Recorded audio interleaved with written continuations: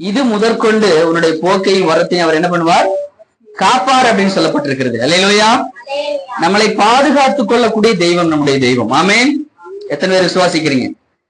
அவர்தான் நம்முடைய பாதுகாவலர். அல்லேலூயா. இன்னைக்கு அநேக செக்யூரிட்டிகள் இருக்காங்க இல்லையா? செக்யூரிட்டி அப்படின்னா யாரு? பாதுகாவலர்கள், பாதுகாக்கக்கூடியவர்கள். எதுக்காக அப்படின்னா அந்த இடத்துல எந்த விதமான ஒரு தவறு நடந்துடக்கூடாது, அல்லது எந்த ஒரு தீங்கு வரக்கூடாது அப்படிங்கிறதுக்காக பாதுகாப்பு. இன்னைக்கு நம்முடைய தேசத்துக்கு எடுத்துங்க, 3 வகையான பாதுகாப்பு இருக்கு. என்னென்ன பாதுகாப்பு? இன்னைக்கு அது பர்டிகுலரா இந்த காலகட்டத்துல உலகம் முழுவதும் நடந்து கொண்டிருக்க போர், அந்த போரை பார்க்கும் பொழுது எல்லா தேசங்களுமே இன்னைக்கு அலர்ட் ஆயிட்டாங்க. எல்லாருமே கண்டிப்பா தேசம் ஒரு பாதுகாப்பு வேணும், நல்ல ஒரு பாதுகாப்பு அமைப்பு இருக்கணும் அப்படிங்கிற ஒரு உணர்வு இன்னைக்கு எல்லாருக்குமே வந்துருச்சு. அல்லேலூயா. அப்ப நம்ம தேசத்துக்கு எப்படி மொத்தம் 3 பாதுகாப்பு இருக்கு. என்னென்ன பாதுகாப்பு?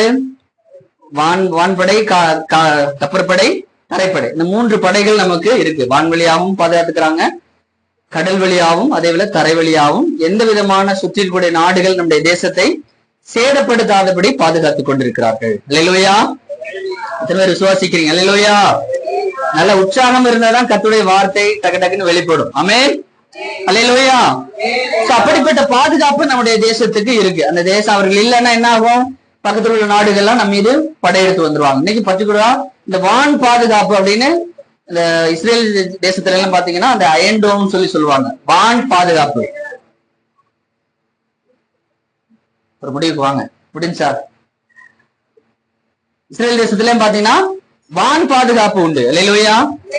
அப்ப வானத்துல இருந்து ஏதாவது ராக்கெட்டு அதெல்லாம் அனுப்பும் போது அதை தடுத்து நிப்பாட்டக்கூடிய வான் பாதுகாப்பு எல்லாம் இருக்கு. இது போல பாதுகாப்பெல்லாம் இருக்கு அப்படின்னா தேசத்தை எல்லா தீங்குகளுக்கும் விலக்கி பாதுகாத்துக் கொள்வதற்காக. அல்லேலூயா.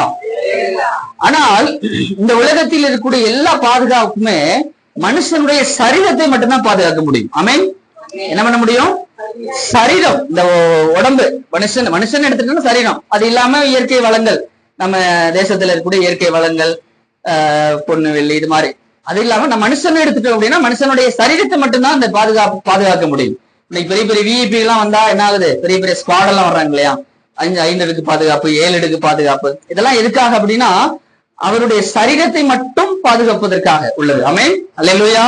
ஆனால் வேதம் நமக்கு என்ன சொல்லுகிறது அப்படின்னா 7வது வசனத்துல, கர்த்தர் உன்னை எல்லா தீங்குக்கும் விலக்கி காப்பார், அவர் உன் ஆத்மாவை காப்பார். ஆமென். அல்லேலூயா. நம்முடைய ஆத்மாவை காக்கக்கூடியது, நம்முடைய ஆத்மாவை இந்த உலகத்திலிருந்து அல்லது பிசாசின் அடிமைத்தனத்திலிருந்து, இந்த உலகத்தின் எல்லா விதமான காரியங்களிலிருந்து நம்மளை பாதுகாக்கக்கூடிய ஒருவர் இருக்கிறார் அப்படின்னா நம்முடைய ஆண்டவராகிய நம்முடைய தெய்வம் மாத்திரமே. அல்லேலூயா. வேற யாராலையுமே பாதுகாக்க முடியாது. அதுதான் அவரு இயேசு ஒரே வார்த்தையில சொன்னாரு, என்ன இல்லாமல் ஒருவனும் பிதாவின் இடத்துல வரான், நானே வழியும் சத்தியமும் ஜீவனுமா இருக்கிறேன் அப்படின்னாரு. அப்படின்னா என்ன அர்த்தம்? அந்த ஆத்மாவை குறித்து சொல்றாரு. மனுஷனுடைய மாம்சத்தை குறித்து அவர் சொல்லல. யாரை குறித்து சொல்றாரு? ஆத்மா. அந்த ஆத்மா அந்த உலகத்தை விட்டு போகும் பொழுது பிதாவின் இடத்துல போகணும். அதாவது பரலோக ராஜ்யத்தை அது சுதந்திரித்துக் கொள்ள வேண்டும். அப்ப அந்த ஆத்மா சுதந்திரிப்பதற்கு இயேசுவே வழி அப்படிங்கிறதை அவர் அந்த இடத்துல நானே வழியும் சத்தியமும் ஜீவனுமா இருக்கிறேன் அப்படின்னு சொன்னார். ஆமென். அல்லேலூயா. அப்ப நம்முடைய அந்த ஆத்மாவை பாதுகாக்கிறதுக்கு தான் இன்னைக்கு மற்ற புரஜாதியர் எல்லாம் அநேக காரியங்களை செய்யறாங்க, நிறைய வழிபாடுகளை செய்யறாங்க, நிறைய அவங்களுக்கு தெரிஞ்ச அநேக காரியங்களை செய்யறாங்க. ஆனாலும் அதை கொண்டு அந்த ஆத்மாவை ரட்சிக்க முடியுமா? அவருடைய பாவத்தின் அடிமைத்தனத்திலிருந்து அந்த அடிமைத்தனத்திலிருந்து அவர்களை நிவர்த்தி பண்ண முடியுமா, அல்லது அவர்களை மீட்க முடியுமா அப்படின்னா கண்டிப்பா இல்லை என்று சொல்ல வேண்டும். அல்லேலூயா. அப்ப இயேசு மாத்திரம்தான், அல்லது நம்முடைய தெய்வமாகிய நம்முடைய ஆண்டவர் மாத்திரம்தான் நம்முடைய ஆத்மாவை பாதுகாத்துக் கொள்ளக்கூடியவர். ஆமென். பாதுகாப்புனா என்ன அர்த்தம்?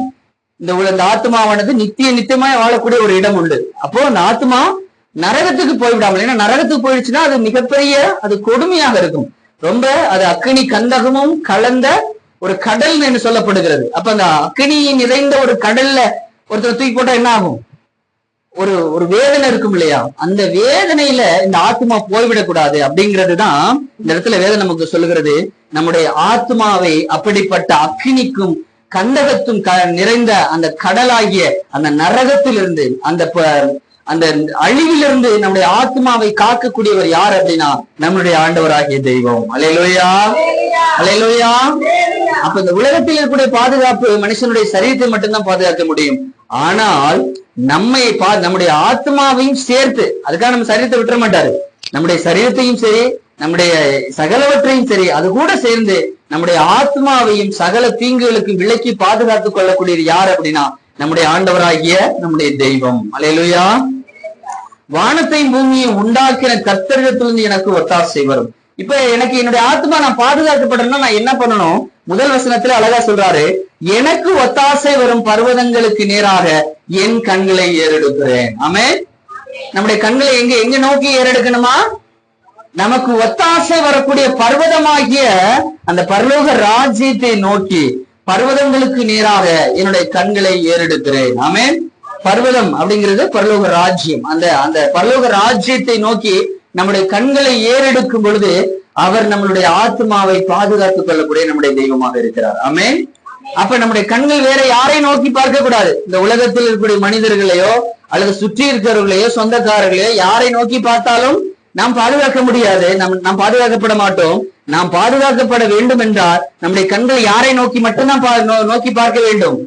நம்முடைய ஆண்டவராகிய கிறிஸ்துவை நோக்கி மட்டுமே நம்முடைய கண்கள் ஏறெடுத்து பார்க்க வேண்டும். அல்லேலூயா. ஏன் அப்படின்னா அவருடைய பாதுகாப்பு எப்படின்னா 24x7 அப்படித்தானே? 24 மணி நேரம் வந்து ஹாஸ்பிட்டல் எழுதி கொடுப்பாங்கல்ல, 24x7 என்ன அர்த்தம்?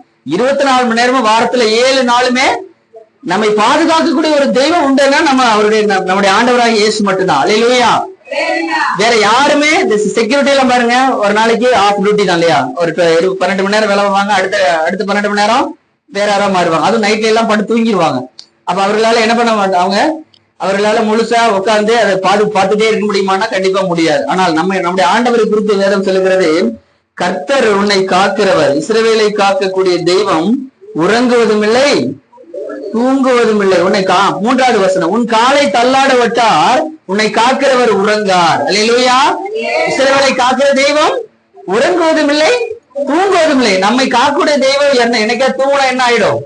ரொம்ப சிரமம் இல்லையா? அவருக்கு தூக்கவே முடியாது. ஏன்னா நமக்கு பகலா இருந்தா யூஎஸ்ஏ அமெரிக்கா தேசம்லாம் இரவா இருக்கும், அவங்களுக்கு பகலா இருந்தா நமக்கு இரவா இருக்கும். அப்போ 24x7 வந்து யாராவது ஜனங்கள் விழிச்சுட்டே இருப்பாங்க, யாராவது ஜெபம் பண்ணிட்டே இருப்பாங்க, கர்த்தரை நோக்கி விண்ணப்பம் போயிட்டே இருக்கும். அவர் இஸ்ரவேலை காக்கக்கூடிய தெய்வம், நம்மை காக்கக்கூடிய நம்முடைய தெய்வம் உறங்குவதும் இல்லை தூங்குவதும் இல்லை. அவர் தனது கண்மணி போல தன்னுடைய அந்த கண்ணை வந்து எப்படி கருவிழி பார்த்துட்டே இருக்குதோ, பாதுகாத்து கொண்டே இருக்கோ, அதே போல நம்மை பாதுகாத்து கொண்டிருக்க தெய்வம் நம்மளோடு கூட உண்டு. அல்லேலூயா, அல்லேலூயா. கர்த்தர் உன்னை காக்கிறவர், கர்த்தர் உன் வலது பக்கத்தில் உனக்கு நிழலா இருக்கிறார். ஆமென். அவர் காக்கிற தெய்வம் எப்படி இருக்கிறார்னா நம்முடைய வலது பக்கத்தில் அவர் எப்பொழுதும் ஒரு நிழலை போலவே இருக்கிறார். ஆமென். எப்படி வந்து ஒரு ஸ்குவாடு செக்யூரிட்டி எல்லாம் அப்படி பக்கத்திலே கண்ணை வச்சுட்டு நிப்பாங்களோ, அதே போல நம்முடைய தெய்வமும் நம்மை பாதுகாக்கும்படியாக நம்முடைய வலது பார்சத்தில் நம்முடைய நிழல் எப்படி நம்மை விட்டு நீங்காது இருக்குமோ, அதே போல நம்முடைய ஆண்டவராகிய தெய்வம் நம்மளோடு கூட இருந்து நம்மை பாதுகாத்துக் கொள்ளக்கூடிய ஒரு நல்ல தெய்வமாக இருக்கிறார். அல்லேலூயா.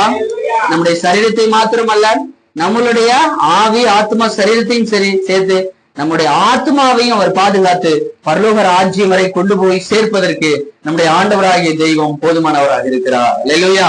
அதனாலதான் நம்ம சொல்றோம், இப்ப பிள்ளைகளுக்கு எல்லாம் ஏன் நம்ம கர்த்தரை கொடுக்கணும்னு சொல்றோம்? ஏன்னா நம்மளோட பெற்றோர்களால 24 மணி நேரம் பிள்ளைகளோடு கூடவே இருக்க முடியாது. யாரா இருந்தாலும் சரி, நம்ம கணவனாலும் சரி, மனைவியா இருந்தாலும் சரி, யாரா இருந்தாலும் சரி, ஒரு மனுஷனோட சொந்தக்காரர்கள் 24 மணி நேரம் கூடவே இருந்து பாதுகாக்க முடியுமா அப்படின்னா கண்டிப்பா முடியவே முடியாது. அதனாலதான் தெய்வம், நம்முடைய ஆண்டவராகிய தெய்வத்தை நாம் தேடும் பொழுது அவர் நம்முடைய வலது பாசத்தில் ஒரு நிழலை போல நம்மளோடு கூட இருந்து நம்மளை சுகபத்திரமாய் பாதுகாத்துக் கொண்டிருக்கிறார் என்று வேதம் நமக்கு சொல்கிறது.